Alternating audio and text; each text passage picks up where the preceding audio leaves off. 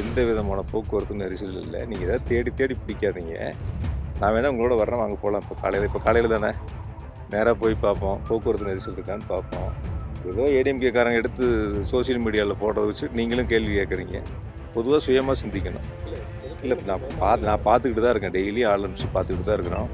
அரசு அதிகாரிகள் அங்கே இருக்காங்க, போக்குவரத்துறையினுடைய அதிகாரிகள் அங்கே இருக்காங்க, மாநகராட்சியினுடைய அலுவலர்கள் அங்கே இருக்காங்க. தொடர்ந்து பார்த்துக்கிட்டு தான் இருக்கோம். புதிய பேருந்து நிலையத்துக்கும் பழைய பேருந்து நிலையத்துக்கும் எவ்வளோ இடைவெளி? நேரத்தால் இருந்து ஒரு 1.5 கிலோமீட்டர் 2 கிலோமீட்டர் தான் இருக்குது.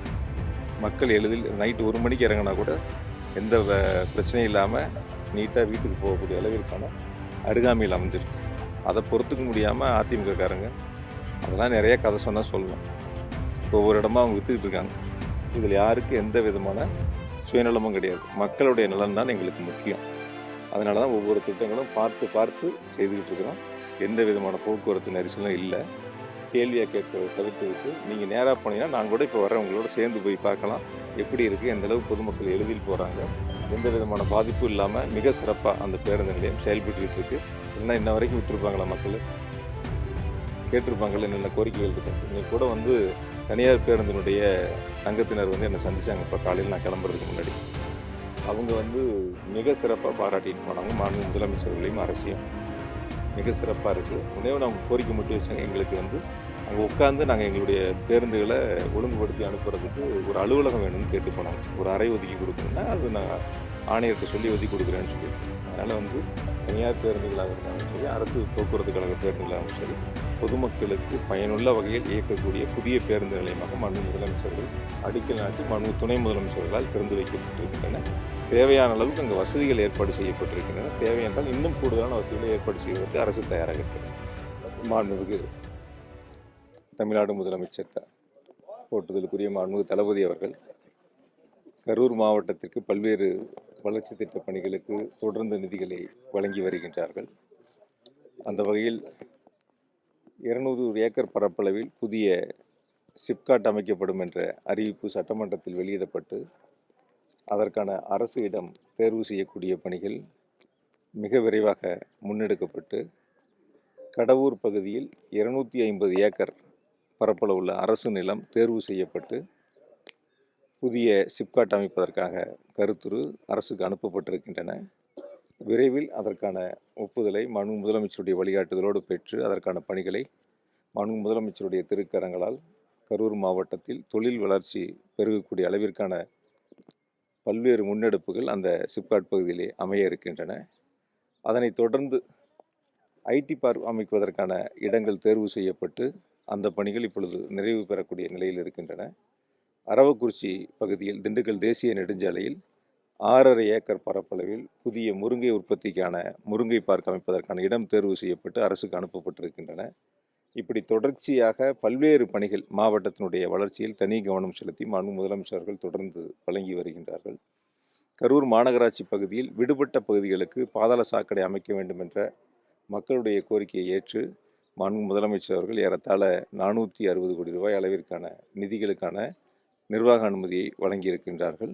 அதேபோல கரூர் மாநகராட்சியில் குடிநீர் திட்ட பணிகள் விரைவாக 2 நாட்களுக்கு ஒரு முறை குடிநீர் வழங்க வேண்டும் என்ற சீரிய நோக்கத்தோடு ஏறத்தாழ 260 கோடி ரூபாய் அளவிற்கான திட்டத்தை செயல்படுத்துவதற்காக நிர்வாக அனுமதிகளை வழங்கியிருக்கின்றார்கள். விரைவில் இந்த பாதாள சாக்கடை திட்ட பணிகளும் குடிநீர் பணிகளும் டெண்டர் முடிந்த பிறகு அதற்கான பணிகளை நாம் தொடங்க இருக்கின்றோம். இப்படி தொடர்ச்சியான நிதி திட்டங்கள் என்பது மாவட்டத்தினுடைய வளர்ச்சியிலும் தொழில்துறையினுடைய வளர்ச்சியிலும் தொழில்துறையினர் சொல்லக்கூடிய கோரிக்கைகளை நிறைவேற்றக்கூடிய பணியிலும் அரசு மாண்பு முதலமைச்சர்கள் தொடர்ந்து அதற்கான நிதிகளை வழங்கி வருகின்றார்கள். இப்போ புதிய பேருந்துகள் பயன்பாட்டுக்கு வந்திருக்கு. அந்த பகுதிகளில் பார்த்தீங்கன்னா அந்த காலை மற்றும் மாலை நேரத்தில் பீக் ஹவர்ஸில் கொஞ்சம் பொதுமக்கள் எந்த விதமான போக்குவரத்து நெரிசல் இல்லை. நீங்கள் ஏதாவது தேடி பிடிக்காதீங்க. நான் வேணால் உங்களோட வரேன், வாங்க போகலாம். இப்போ காலையில் தானே நேராக போய் பார்ப்போம், போக்குவரத்து நெரிசல் இருக்கான்னு பார்ப்போம். ஏதோ ஏடிஎம்கேக்காரங்க எடுத்து சோசியல் மீடியாவில் போடுறத வச்சு நீங்களும் கேள்வி கேட்குறீங்க. பொதுவாக சுயமாக சிந்திக்கணும். இல்லை, நான் பார்த்துக்கிட்டு தான் இருக்கேன். டெய்லி ஆள் அனுப்பிச்சு பார்த்துக்கிட்டு தான் இருக்கிறோம். அரசு அதிகாரிகள் அங்கே இருக்காங்க, போக்குவரத்துறையினுடைய அதிகாரிகள் அங்கே இருக்காங்க, மாநகராட்சியினுடைய அலுவலர்கள் அங்கே இருக்காங்க. தொடர்ந்து பார்த்துக்கிட்டு தான் இருக்கோம்.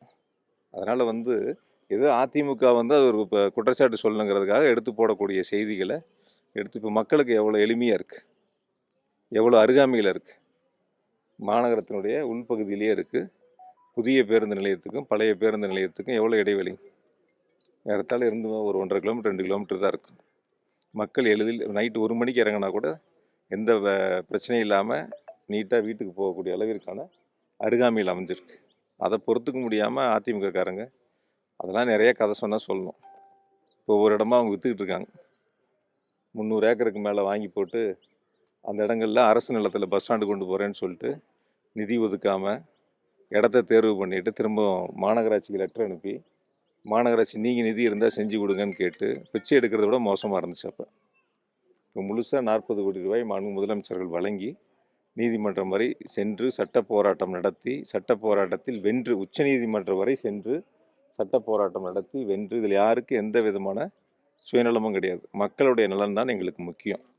அதனால தான் ஒவ்வொரு திட்டங்களும் பார்த்து பார்த்து செய்துக்கிட்டு இருக்கிறோம். எந்த விதமான போக்குவரத்து நெரிசலும் இல்லை. அந்த இடங்கள் ஏற்கனவே மேம்பாலம் ஒன்று 15 கோடி ரூபாய்க்கு நிர்வாக அனுமதி பெற்று நிதியும் கொடுத்துருந்தாங்க. இடையில கொஞ்ச நாள் வந்தவங்க, விபத்துனால இடையில கொஞ்ச நாள் வந்தவங்க அந்த 15 கோடிக்கான மேம்பால நிதியும் கட் பண்ணி அவங்க கம்பெனியில் ரோடு போட்டு போயிட்டாங்க. கம்பெனினா கம்பெனி பேரில் டெண்டர் எடுத்து ரோடு போட்டாங்க. நீங்கள் கம்பெனிக்கு ரோடு போட்டாங்க நினச்சிக்காதீங்க. கம்பெனி பேரில் தார் ரோடு போடுறதுக்கு அந்த நிதியை மாற்றி எடுத்துகிட்டு போயிட்டாங்க. அதனால் இப்போ நாங்கள் அதுக்கான மேம்பாலம் அமைப்பதற்கான கருத்துரு இப்போ தயார் பண்ணியிருக்கிறோம். ஏற்கனவே அதுக்குன்னா சாயில் டெஸ்ட்லாம் எடுத்து முடிஞ்சிருக்கு. அதற்கான பணியில் நிச்சயமாக மேம்பாலம் அமைக்கக்கூடிய பணிகள் முன்னெடுக்கப்படும். கரூர் பழைய பேருந்து நிலையம், நம்முடைய ஏற்கனவே இருந்த பேருந்து நிலையத்தில் நகரும் படிக்கட்டுகள் அமைப்பதற்காக திட்ட மதிப்பீடுகள் தயார் செய்யப்பட்டு அரசு கருத்துரு அனுப்பப்பட்டிருக்கின்றன. விரைவில் அந்த பணிகளையும் நாம் முன்னெடுக்கப்போம். அதனால் அதிமுக போடக்கூடிய சமூக வலைத்தில் போடக்கூடிய செய்திகளை கேள்வியாக கேட்கறதை தவிர்த்து விட்டு நீங்கள் நேராக போனீங்கன்னா நான் கூட இப்போ வரேன், உங்களோட சேர்ந்து போய் பார்க்கலாம் எப்படி இருக்குது, எந்தளவு பொதுமக்கள் எளிதில் போகிறாங்க, எந்த விதமான பாதிப்பும் இல்லாமல் மிக சிறப்பாக அந்த பேருந்து நிலையம் செயல்பட்டுக்கிட்டு இருக்குது. இல்லைன்னா இன்ன வரைக்கும் விட்டுருப்பாங்களா மக்கள்?